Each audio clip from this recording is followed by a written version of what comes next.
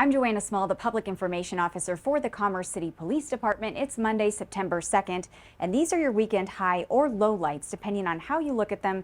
This is essentially our video blotter where we give you a rundown of the most significant incidents your CCPD patrol officers responded to over the weekend. But we always like to start these off with a few fast facts. We answered 404 calls for service and made 29 traffic stops just on Saturday and Sunday, and all while approximately 60 officers worked a special assignment at the Fish concert, moving manpower off the roadways and onto the venue grounds. Now here are those highlights in chronological order.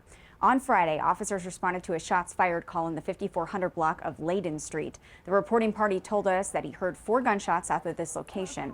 We located several individuals, one of whom did have a gun. That suspect was a minor. His friends explained that after a vigil for a deceased friend, the suspect fired 3 shots into the air from the Glock we recovered. We ran that gun through a law enforcement database and it came back as having no record. It was booked into property and evidence, and the juvenile is now facing charges for unlawfully carrying a concealed weapon, as well as disorderly conduct, discharge of a firearm.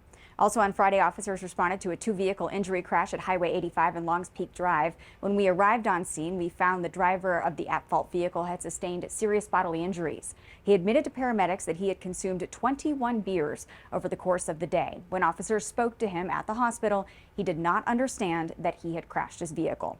He is now facing a number of charges to include reckless driving, DUI, driving without a license, failure to yield right-of-way, and failure to provide proof of insurance. On Saturday, officers were sent to a road rage incident in the 9600 block of Highway 2. 2 vehicles were involved, and one of the drivers armed himself with a handgun and placed it out the window. The suspect also had a child in the back seat of his vehicle.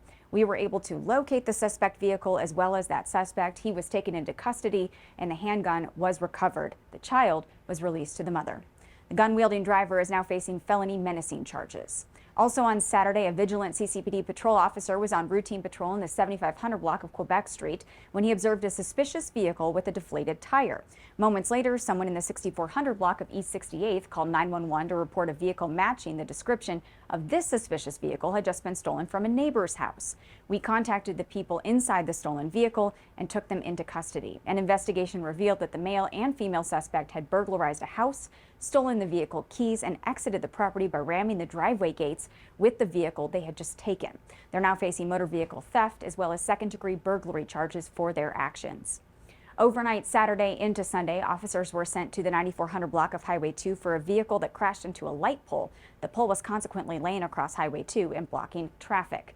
2 additional vehicles then crashed into the broken pole, creating an even bigger mess and hazard. There was a person in the passenger seat of the causing vehicle, and he initially attempted to tell officers he had not been driving, but witness accounts proved that was a false statement. It was determined that the driver was intoxicated, and we learned he had at least 3 prior DUI convictions, making this now a felony DUI. We also located a number of shaved keys inside the vehicle. He is facing possession of burglary tools for the keys, the aforementioned felony DUI, and reckless driving charges. On Sunday, officers responded to the 6200 block of East 65th for a disturbance in progress. Officers discovered a vehicle in the middle of 65th with people arguing and banging on the windows. A man jumped out and ran from officers. We learned the man had entered a residence uninvited and had a gun in his waistband that he brandished. We identified him and found that he had a felony warrant for his arrest. Witnesses saw him enter a shed, so we notified the SWAT team, who then responded to the area. We learned he had taken a vehicle without permission before returning to the scene and eventually hiding out in that shed. It took several hours, but the SWAT team was eventually able to take the suspect into custody. He's now facing charges for first-degree burglary, armed, third-degrry motor vehicle theft, criminal trespass, obstruction, and resisting arrest. Overnight Sunday into Monday, officers responded to a business alarm in the 15,000 block of East 120th and observed that the front door was shattered. Officers cleared the building but did not locate any suspects inside. Security video did show 4 males entering and stealing miscellaneous alcohol items.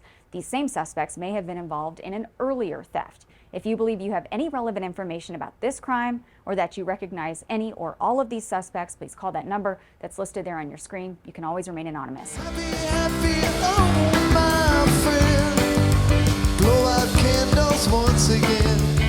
Finally, a big thanks to all the Fish concert goers. Per usual, we had a great time keeping you safe with very minimal issues.